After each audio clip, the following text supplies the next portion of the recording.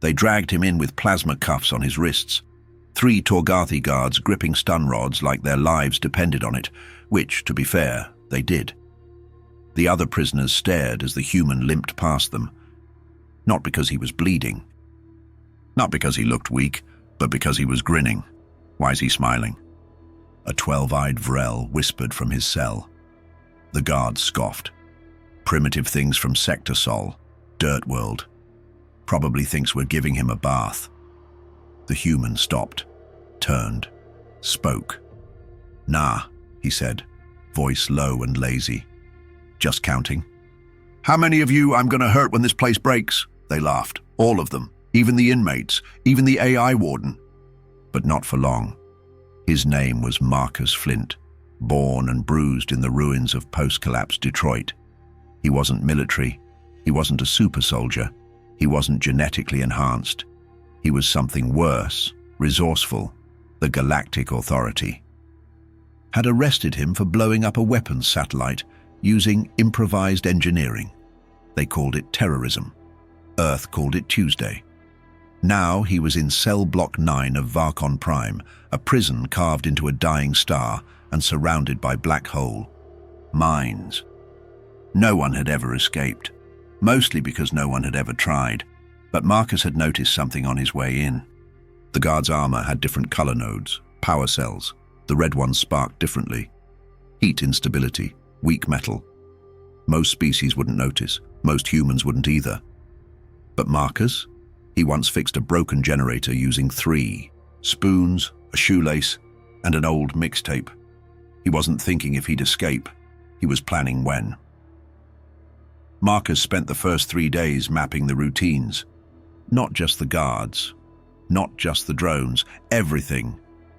He counted how long it took the food slot to cycle, measured the voltage from the wall, gauged the AI's reaction time when he started reciting Earth curse words in alphabetical order. He was polite. He smiled. He even helped a one-armed Klevakian fix a broken cot using strips of his own shirt. That's what made them comfortable. That's what made them sloppy. He stole the guard's red node power cell during a staged nosebleed, slipped it into his sleeve like it was a candy bar back home on 7 Mile Road. By day 5, he'd made a fusion cutter out of a toothbrush and battery wire. His first test melted part of his bed.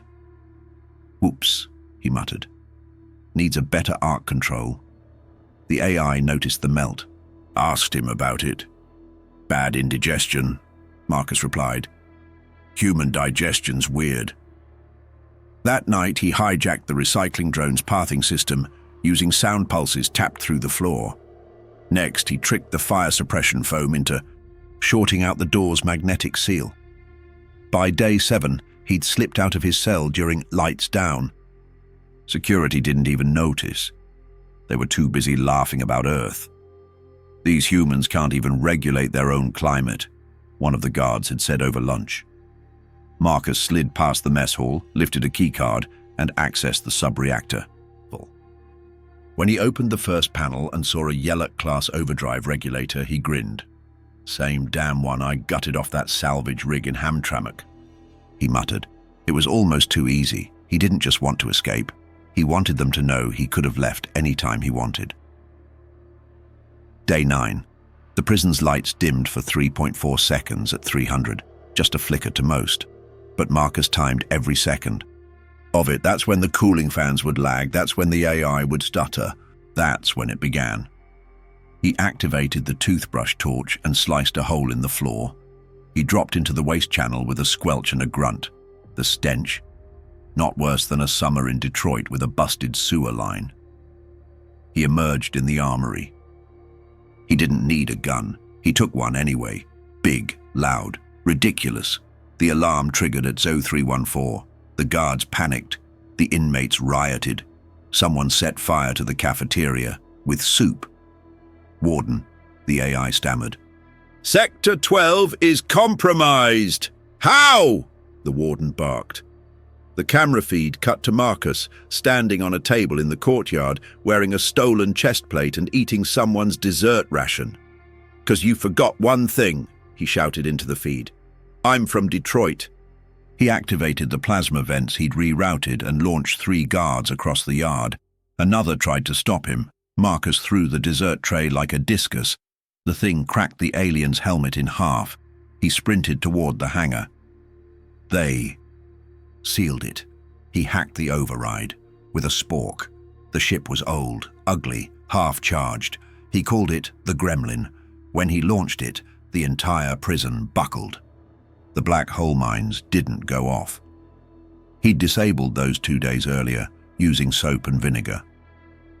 As he disappeared into hyperspace, the prison exploded behind him, not from violence, from embarrassment. By the time the Galactic Council got wind of the escape, Marcus was already 3 systems deep, sipping something purple and dangerous on a pirate moon. News of the breakout spread like wildfire. The Council issued a full alert. Human male. Marcus Flint. Class: Insurrection level threat. Status: loose, dangerous, clever. Avoid at all costs. The prison warden resigned. The AI was wiped for philosophical trauma. The guards formed a support group. Across the stars, humans were, suddenly, respected. Not for their weapons, not for their tech, but because one unarmed, underfed guy from the wrong side of Earth humiliated the most secure prison in the galaxy with scrap, spit, and spite. They say he runs with smugglers now. That he hijacked a prison barge just to set the prisoners free. That he once convinced an entire starship crew to mutiny by telling them Earth jokes. No one knows where he is. Only that when someone tries to capture him, he leaves a note. You can build prisons out of plasma and steel. But if you don't know how to survive a Detroit winter, you ain't locking me in. The galaxy learned a valuable lesson. You can chain a body, but you can't hold back a man who grew up in a place where survival is the culture, because he's not just human, he's from Detroit.